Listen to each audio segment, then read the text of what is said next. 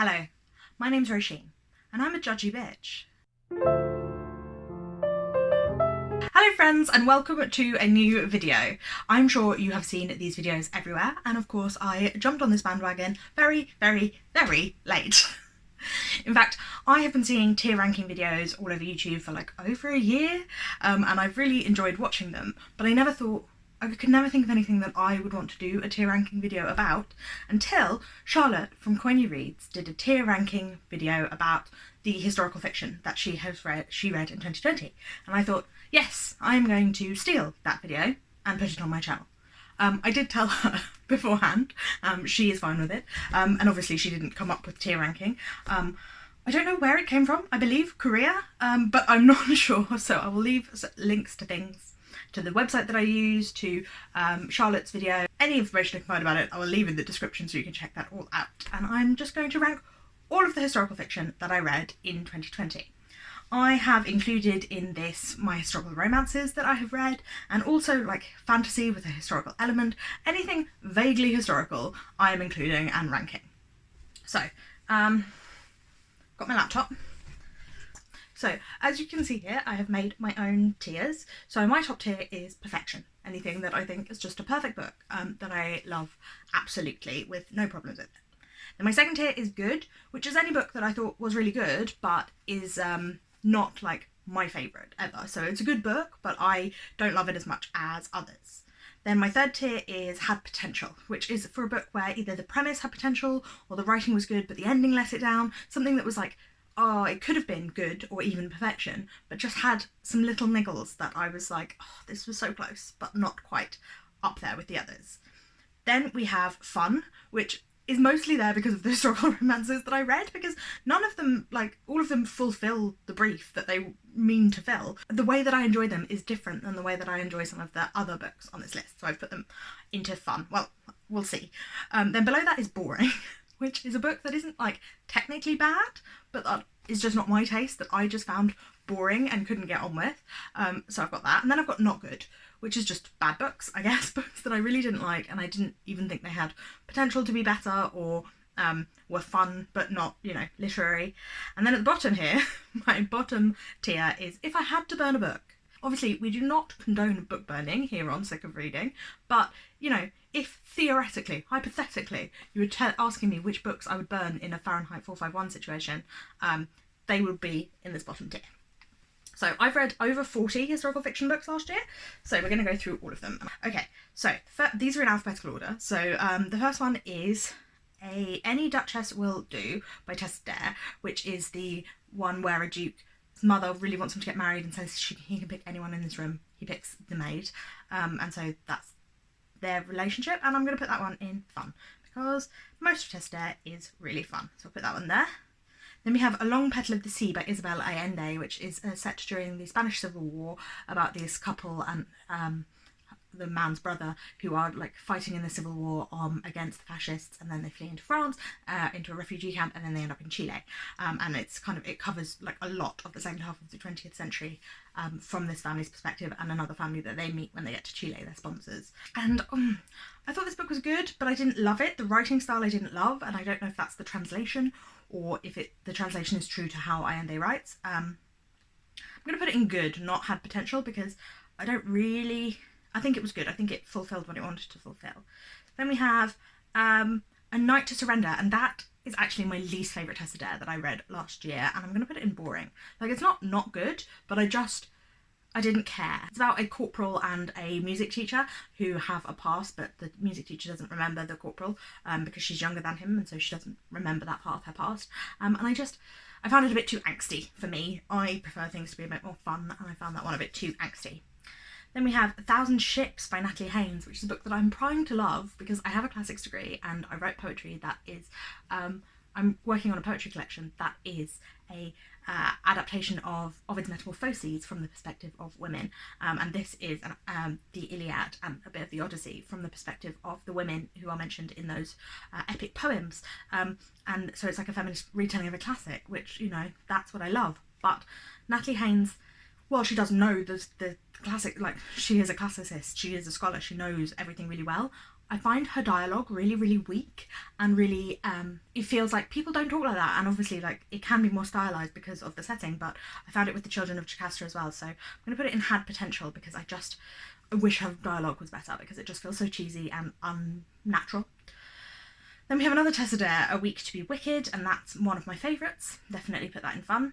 And we come to Bring Up the Bodies by Hilary Mantel, which is the second in the Wallflower trilogy, and everyone knows where I'm going to put that. Perfection. As you may know, I have a video where I review all of them, so in the cards above if you want to hear more in depth about that, but yes, that is perfection. Dominicana by Angie Cruz. This tells the story of a woman who moves from the Dominican Republic to New York to send remittances to her mother, and she's married to this man, and it's not a great relationship. And I'm going to put that in not good. Like, I read it for the Women's Prize for Fiction. Again, I'll leave that in the cards. It wasn't strong at all, so if you want to hear my thoughts, you can check that out. Hamnet is another one that I read for the Women's Prize for Fiction, and I'm going to put that in good. It tells the story of Hamnet, the son of William Shakespeare, although it's more about his mother, Agnes, and her, it kind of, their Will and Agnes meeting and their relationship, and then his childhood, and then his death is in the middle. It is historical fact that Shakespeare lost a son, so you kind of know going in that he's going to die, and then it's about grief after that, and it was very, very beautifully written. There were some problems I had with it, but not enough to put it in had potential. It was definitely good. How He Disappeared is another one that was good. This tells the story of Singapore. That will be the order that I like them. How He Disappeared is about women in Singapore during the Second World War and the Japanese invasion who become what were known as comfort women, or who were raped as an act of war, and it is really, really hard to read, but really well done. Rachel Joyce, Miss Benson's Beetle, which tells the story of a mistreated teacher in the 1950s who was obsessed with beetles and wants to go to New Caledonia in the South Pacific to try and find this mysterious golden beetle. She ends up hiring this woman as her assistant, Miss Enid Pretty, who is not what she expected. And I'm going to put that in If I Had to Burn a Book. The treatment of PTSD in that book is actually appalling and really, really offensive. So I'm going to put that in If I Had to Burn a Book. Then we have Magic Lessons by Alice Hoffman. I don't know whether to put this in boring or had potential, because some parts of it felt like they had potential and some parts it just sort of rushed through. This is the prequel to Practical Magic, and is about the family in the 17th century, I believe, maybe it's the 18th, and this woman who has to leave England, Salem, Massachusetts. I think I'm going to put it in boring because I couldn't care. Like, there was a lot of explanation of the way that women, witches, use medicines and stuff that just felt like, oh, she's done a lot of research on that, so she's chucking it in. Pachinko by Min-Jin Lee. This is beloved. I'm sure everybody knows this one, but it's the story of a Korean family who end up moving to Japan. And it's the treatment of Korean people in Japan throughout the 20th century. I'm going to put it in had potential. It definitely had, it was an interesting story and a really interesting period of time, because in the UK we don't learn about that period of history at all, and that's something that I love in historical fiction, learning about a period of time that I know nothing about. But the characters weren't very strong, they were all very one-dimensional. It went through the timeline really, really quickly and just sort of sped through it, and I was just like, come on, can we take some more time to actually get to know these people? And I thought that the writing was really stilted. It wasn't lyrical and it didn't really have any emotion to it. Then Romancing the Duke by Tessa Dare. I might just put this one in good. I think it's probably my favourite Tessa Dare, one of my favourite Tessa Dares that I've read. So I kind of want to just separate it out from the other Tessa Dares. If you're going to start reading historical romance, that's the one I would recommend. I've only read 9 historical romance books and they're all by Tessa Dare, so I'm not an expert, but I really enjoyed that one. Then we have Swimming in the Dark by Tomas Jerdowski, which I'm going to put right at the top of the good pile. So this is the story of 2 boys who meet in Soviet Poland in an agricultural camp. So everyone from the university has to go to an agricultural camp in order to graduate university, and they meet and then they go camping together and they swim and they fall in love, and then they have to go back to Warsaw to the party and to what's going on. And it's about the downfall of the Soviet Union in Poland with a gay love story at the heart. Really, really beautiful. Really well written. I enjoyed that one a lot, but I'm not Hilary Mantel level for me, unfortunately. Then The Bear and the Nightingale. So this is very much fantasy, but it's set in a pre-unification Russia, in Moscow state or whatever. I can't remember exactly how it's described, but it is a fantasy. There is a lot of like sprites and spirits in this, so it's definitely the least historically accurate out of all of the ones we've read so far. But I really loved it. I really enjoyed it. I'm going to put it in good. I thought it's a really good book, really fun, really beautiful, really atmospheric. Then the Book of Echoes by Rosanna Amarca. I'm going to put this one in had potential, but like right at the top of had potential. It's nearly good. The ending let this one down, and the writing was a little hit and miss. Some of it was really good. Most of it was really good, but there were a few like passages that just didn't quite hit the mark. It's about a woman who has two children. One who, when she's taken for slavery, one ends up staying in Nigeria, and one is taken to Jamaica with her, and it's about their growing up. One, their descendants in the 1980s, one who's still in Nigeria, and one who is in the UK. Then we have The Book of Lost Friends by Lisa Wingate. Again, this one's going to go in had potential, but right at the bottom of had potential. Like, it's not nearly fun, it's nearly boring. It's like split between two historical perspectives. One is in the 19th century, just after the Civil War in the States, about these women who need to find out what's happened to the man of the house because it affects their future. One is his legitimate daughter, one is his illegitimate mixed race daughter, and one is a black former slave, indentured servant, who's nearing the time when she should gain ownership of the land which she lives on, and like them trying to find him and what happens to them. And then also in the 1980s, this town kind of discovering their history. And I thought the 1980s bit was very white saviour and kind of unnecessary, which is why it doesn't get to be good. But there was definitely potential in the writing and the characters in the more historical part of the book. The Book of Longings by Sue Monk Kidd. I don't know whether to put this in boring or had potential. I'm going to put it in boring, but like right at the top of the boring. Actually, no, maybe there. Maybe below A Night to Surrender, but yeah, it was... And it's the story of the wife of Jesus, imaginary wife of Jesus. This woman who is from like a wealthy Jewish family in Galilee, but leaves them to marry Jesus, and kind of her experience as the Jews are persecuted by the Romans. And it's an interesting idea, interesting concept. Some of the writing was good, but I definitely felt like it missed out, and a lot of the time it was just quite boring. The Book of Lost Names is next, and if you saw when I read the Goodreads Choice Historical Fiction, which is what the Book of Longings and the Book of Lost Friends were for as well, you will see what I felt about this. I'll leave that in the cards if you want to go and check it out. This is one of the books I would burn, a book about the Holocaust, which is not sensitive to the Holocaust, and also knows nothing about Jewish people. I'm like, if you're going to write about Jewish people, do some research, please. Then we have The Bass Rock by E.V.Schwab, which I'm going to put again in had potential, but like, yeah, probably about there in had potential. The Bass Rock was really beautifully written. I loved the writing and the atmosphere. I thought it did atmosphere absolutely perfectly, but I felt like the witchiness in part of it was really forced and didn't feel integral to the story, and I felt like I got a bit confused about the ending. Didn't really make a lot of sense, and yeah, I just thought it was a good concept and it was beautifully written, but endings, I think, people really struggle with. It didn't quite tie together. Then we have The Confessions of Frannie Langton, which I'm going to put here. Confessions of Frannie Langton is the story of an enslaved woman in Jamaica who gets taken to the UK and given to a man as a gift, even though slavery is illegal in England at the time. It's still legal in the colonies, but not in England. And it's about like race science. And at the beginning, you know that this woman has been accused of killing the man of the house and his wife. It explores their relationships. It's got some queer relationships in it. It's about the relationships between black and white people. It's a gothic novel, and it is really beautifully written. Again, I had a couple of issues with it, so it isn't perfect, but I definitely think it's good. Definitely deserves to be up there. The The Deal, which is the first Tessa Dare that I ever read, and is really fun. I really enjoyed that one. I'm going to put that one. No, I think A Week to Be Wicked is still my preference. Ken Follett, The Evening and the Morning, another one that I read for the Historical Fiction Goodreads Choice Awards, and that is just boring. Really boring. Nearly not good. It tells the story of the 10th century England Viking invasions and like machinations and political machinations, which is what I like in historical fiction. I love political stuff much more than battles, but my god, Ken Follett, this could have just been an educational book about what the 10th century in England was like. There was no need for story. None of these characters had more than one personality trait. Everyone was either evil or good.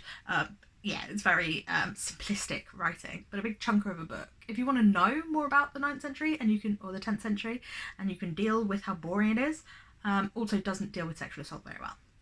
The Foundling by Stacey Halls. This could go and have potential because the setup's really good. Could also go not quite boring. I'm going to put it in not good, but like the top of not good, because it wasn't boring, but the writing was so bad. The writing was so bad. It really didn't feel integrated into the time period. It felt really clunky and kind of childish in a way. And that ending was entirely unearned. Just too easy. A book where everyone's nice. Like, what's the point then? Where's the conflict if everyone's just nice? The Governess Game. Again, that will go into fun. Another Tessader. The Greatest Knight. This one I read because my friend loves it, and he writes historical fiction, loves medieval history, but that's going to go in boring with Ken Follett, because again, it's another book where it's just almost like a biography of this man's life, and this man is perfect. He does nothing wrong. He is always honourable and perfect, and it is so dull. There is nothing but a story here. Like, the writing's really plain and boring. I need beautiful writing. I need themes and ideas. This is just a story. It could have just been a biography of him. There's no interest in it. The Glass Woman by Caroline Lee. I read this right at the beginning of last year, so I can barely remember it, but I'm going to put it in had potential because it's set in Iceland, and it's about this girl in Iceland who gets married off to this lord from the other side of Iceland, and she discovers about his life. It has queer representation in it, and it is so atmospheric. The atmosphere is really, really beautiful. I really think it does that really well, and before you know there's like a mystery, and before you know what the mystery is, I think it's really, really good, really creepy, really holds your attention. And then it just becomes a melodrama at the end, and so it loses some of the tension and the beauty of the writing in that section and becomes a bit soapy, but before then it was really, really good. The Henna Artist. I'm going to put that in not... it's somewhere between had potential and not good. Fun and boring kind of don't quite fall into the like rank in the same way. They're kind of different. It was not boring. It was not just fun. I think I'll put it at the top of not good because the beginning was so good and beautifully written. It's about a woman in India in the 1950s. And I think the reason that it falls into not good is because there is no need for it to be historical. It could be set now. There's nothing about the history that matters at all to this book. So that is why it ends up in not good. Because otherwise it would be had potential, because some of the writing was beautiful, some of the description was beautiful. It did fall into that trap of having a woman who's magical for no reason. And then also, it's just so melodramatic. It's like a telenovela. Like, not for me. The Jane Austen Society is also, I think I'm going to put it in boring. Like, it is not good, but the reason it's not good is because it's so boring. Like, the characters feel real enough. It could have been a nice, cosy Sunday afternoon kind of a read, but it was just so boring. It took me ages to get through. The Island Child by Molly Aitken. That one's going to come up here into good. This tells the story of a woman in the 1950s in a small island off the coast of Ireland, and her experience, and it's kind of weaved together with Irish folklore, tales of selkies and things, and I really loved the themes of this. I really loved the writing, beautiful and atmospheric. There was a little trouble with some of the treatment of sexuality and sexual assault, but apart from that, I thought it did a really, really good job. The Invisible Life of Addie Larue, I'm also putting, zoomed in by accident. I'm also putting that in good. I enjoyed that. I thought it was pretty good. It nearly lost me at the end there. I really thought it was going to fall into a really like stereotypical trap, but I actually think it brought it back. There was definitely some elements that were a bit cringy. Some of the writing was a bit like, oh, come on, quite sure on, but overall it was a fun romp. It's not as good as the ones that are like at the top end of good in terms of literary merit. It's one of those books that I would comfort reread, I think, more than one of those books that I'm like obsessed with and would recommend to everybody, which is, of course, The Mirror and the Light by Hilary Mantel. Has to go at the top. I don't know which order I would put these two in. I read them kind of back to back, and so it's kind of hard for me to remember to separate them both out, but they are both perfect, and I love them both. The Mercies by Kiran Millwood Hargrave, and I think this might be the only other book that's not Mantel. Maybe there's another one down there that makes it to perfection for me. The Mercies was perfect. I absolutely love it. Set in an isolated location with some witchery, some queer love stories, perfectly atmospheric, icy, cold, dark, beautiful. Love it. Absolutely loved it. If you want to see my top 10 books of the year video, that will be in the cards above as well, so you can check that out there. The Mitford Murders. I'm going to put this one into If I Had to Burn a Book as well. Is very whitewashing of history and of the Mitfords, and also the only reason the Mitfords are in there is to sell the book because people know who the Mitfords are. But it's not good. So that's going to go in If I Had to Burn a Book. Other Bennet sister. I know people might think from the amount that I ranted about this book when I talk about it being disappointed or in my reviews of it, that it would go in If I Had to Burn a Book, but I'm actually going to put it in a book that had potential, because the reason that I get so annoyed with it is because I was so, I was rooting for you. I feel like Tyra Banks. I was rooting for this book, and it just, it had so much potential. If they could have made Mary nicer. I know you don't have to like a character, and she definitely had to have flaws, and I can see where those are coming from. Part of the book where it left Pride and Prejudice, I thought wasn't very strong at all. The romance was weak, and I thought that ending could have been, that end third could have been strengthened a lot. I definitely preferred the first 2/3, but I didn't think Mary really went on that much of a journey. She was still judgmental and annoying at the end. Anyway, The Pull of the Stars by Emma Donoghue. I put this right at the top of good. I don't think it was perfection, because the ending, again, it's always the ending. I think ending must be really hard if you're writing a novel, but the ending just didn't quite, it went a bit too fast. There were still some bits that I thought could have been explored a bit more fully, but the writing was beautiful, the characters perfect, absolutely stunning. Weird to read during a pandemic because it's about the 1918 flu pandemic, but yeah, really beautiful, definitely would recommend. Then we have The Shadow King by Maaza Mengiste. Or Mengiste. I might put this one up in perfection. The writing of this book is so stunning. You have to like books where nothing happens, because not very much happens about this, even though it is set during the Italian invasion of Ethiopia, and you would think that a book about war would have more happen in it, and there is also violence in this. I know I said Lord, a lot happened, but there is violence in it, but the writing is so beautiful, and the way it tackles themes of things people will do to protect themselves, and also themes of different layers of people who are being attacked colonially but are also attacking people misogynistically. It's really intelligent, really well done, and I love the themes and layers of Greek mythology and of epic and of who is a hero, and the way that it plays with light. Oh, stunning book. The Unexpected Return of Josephine Fox, I'm going to put in kind of in fun. It's a cozy mystery, but it wasn't that fun because there's quite a lot of drama in it. But it was a sort of read where it was I enjoyed reading this, I had a nice time, but I don't really necessarily think that I don't think that anything could have been done to push it into the good or perfection tier. I think it did what it set out to do, and therefore it can't go into had potential, because it didn't have the potential to be any better than it was, but it wasn't bad either, so that's why it falls into the fun category, despite the fact that it deals with some quite difficult things. It did what it set out to do to the extent that it could, but it was never going to be one of my perfect reads, or a book that I really feel like reading again. The Vanishing Half by Britt Bennet, again, goes in good. I'm really strict about what goes into perfection. The Vanishing Half had a couple of bits where it hit you over the head with its points a bit too firmly for my preference. I really don't want anything to be explained to me. I really want everything to be left on the page and me to absorb it for myself, and I don't like it when people state the themes of the book, which it did a couple of times, but apart from that, it was very good.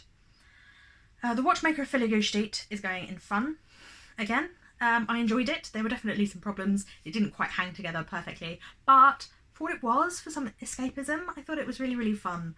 And again, whilst I do sometimes really love books that are this is historical steampunk sci-fi, more than fantasy, but it's imaginary science, but it is based on beliefs that Victorians had about science, so it's more sci-fi than fantasy. Whilst I do sometimes, with The Invisible Life of Addie Larue, enjoy things that have a fantasy or sci-fi or sort of magical element to them in my historical fiction, I can love those books. This one didn't feel like it would ever had enough potential to move up, but I did enjoy it, and I thought it was a fun book, and again, it's something that I might comfort reread. And then finally, we have The Wallflower Wager, which I might pop in boring with A Night to Surrender. The top of boring, nearly in fun, but they're just my two least favourite Tessa Dares that I've read. So there you go, there you have it. That is my ranking of my historical fiction this year. Bring Up the Bodies, The Mirror and the Light, The Mercies and The Shadow King are my favourite historical fictions that I read last year. I think The Pull of the Stars and The Vanishing Half also made it into my favourite reads of the year. Swimming in the Dark didn't, because I read it right at the end of the year, and I sometimes feel like I should do my favourites of last year in the middle of next year to see what's really stuck around and stuck with me, because Swimming in the Dark definitely has, but I'd only finished reading it like 2 days before I filmed my favourites of the year, and so I hadn't had marinating time yet. Books that I hated the most: The Henna Artist, The Foundling and Dominicana were just not good. Miss Benson's Beetle, The Book of Lost Names and The Mitford Murders I would burn if I were invited to a book burning and felt like I had to go. So there you have it. Please let me know in the comments down below if you have any arguments against the things that I've said, or anything that you really feel was blasphemous that I did say. I would love to hear your opinions on the historical fiction that I read last year. And I hope you enjoyed this video. I had a lot of fun filming it. I definitely enjoy this sort of ranking style video. I don't think there's anything else I could do it with, but I definitely had a good time. Thank you for watching. Please remember to like this video if you did like it, and to subscribe, because I put out new videos every Wednesday, Friday and Sunday, and so I will be with you again soon. Bye bye!